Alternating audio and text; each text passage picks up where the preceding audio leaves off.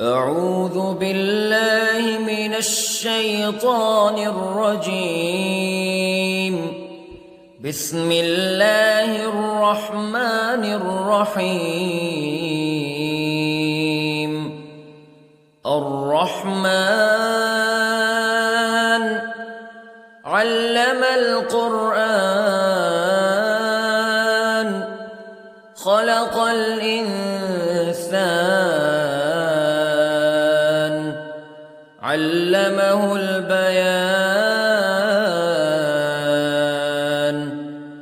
الشمس والقمر بحسبان والنجم والشجر يسجدان والسماء رفعها ووضع الميزان ألا تطغوا في الميزان وأقيموا الوزن بالقسط ولا تخسروا الميزان. والأرض وضعها للأنام فيها فاكهة والنخل ذات الأكمام والحب ذو العصف والريحان فبأي آلاء ربكما تكذبان. خلق الإنسان من صلصال كالفخار وخلق الجان من مارج من نار فبأي آلاء ربكما تكذبان. رب المشرقين ورب المغربين فبأي آلاء ربكما تكذبان. مرج البحرين يلتقيان بينهما برزخ لا يبغيان فبأي آلاء ربكما تكذبان. يخرج منهما اللؤلؤ والمرجان فبأي آلاء ربكما تكذبان. وله الجوار المنشآت في البحر كالأعلام فبأي آلاء ربكما تكذبان. كل من عليها فان ويبقى وجه ربك ذو الجلال والإكرام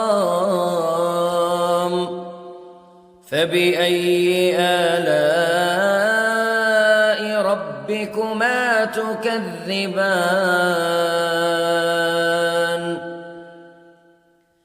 يسأله من في السماوات والأرض كل يوم هو في شأن فبأي آلاء ربكما تكذبان. سنفرغ لكم أيها الثقلان فبأي آلاء ربكما تكذبان.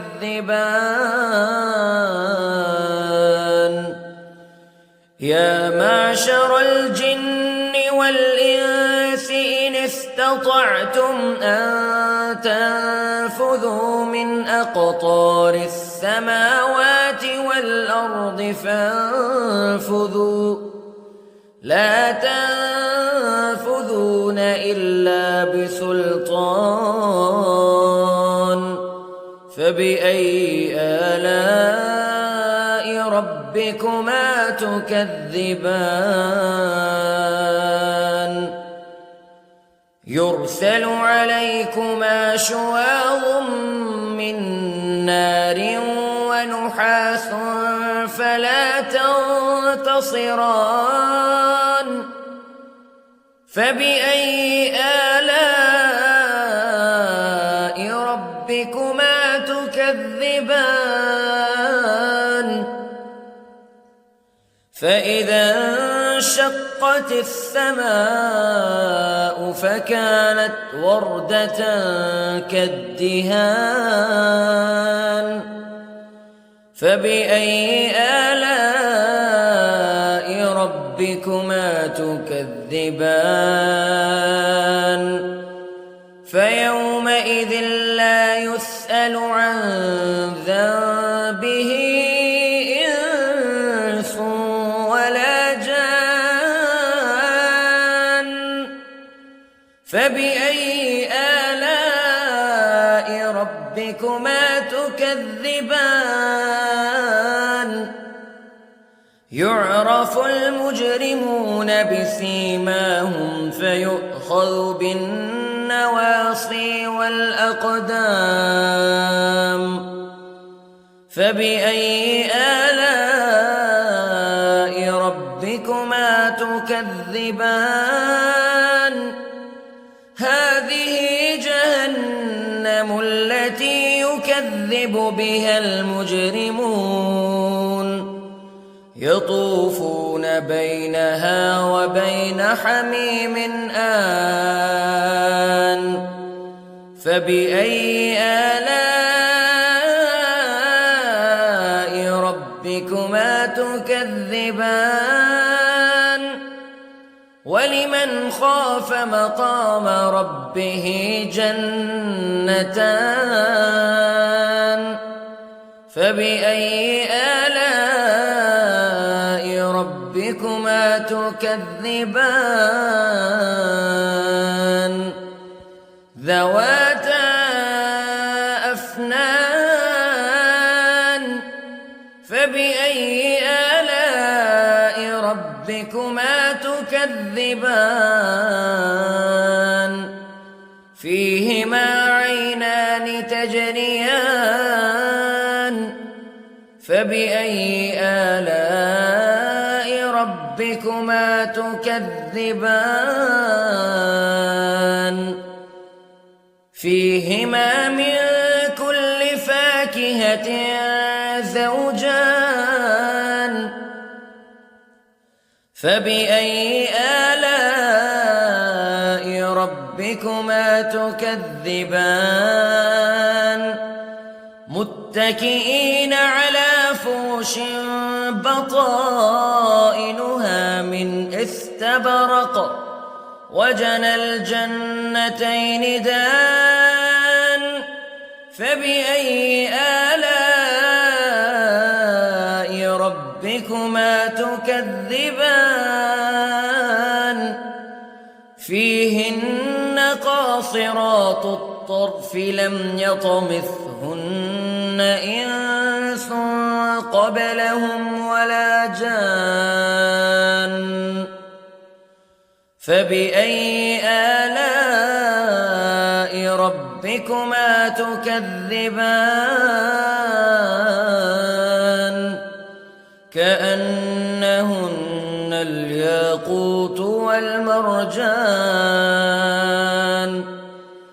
فبأي آلاء ربكما تكذبان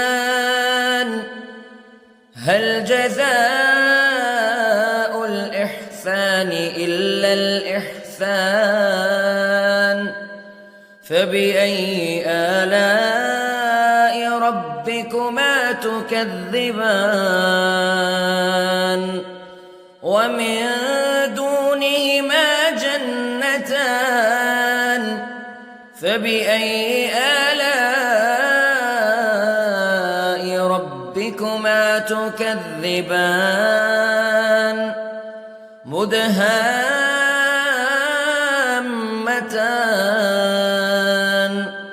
فبأي آلاء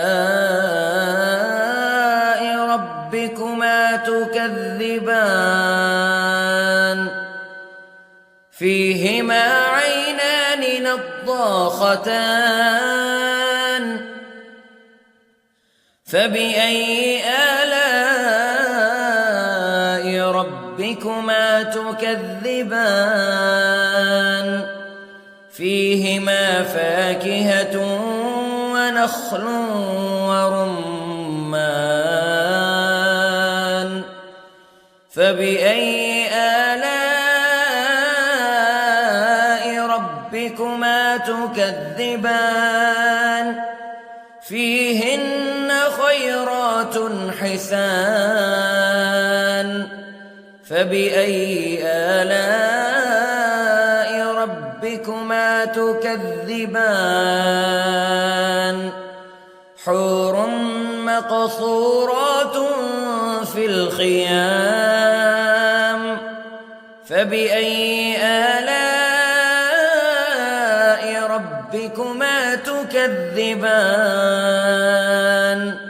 لم يطمثهن إنس قبلهم ولا جان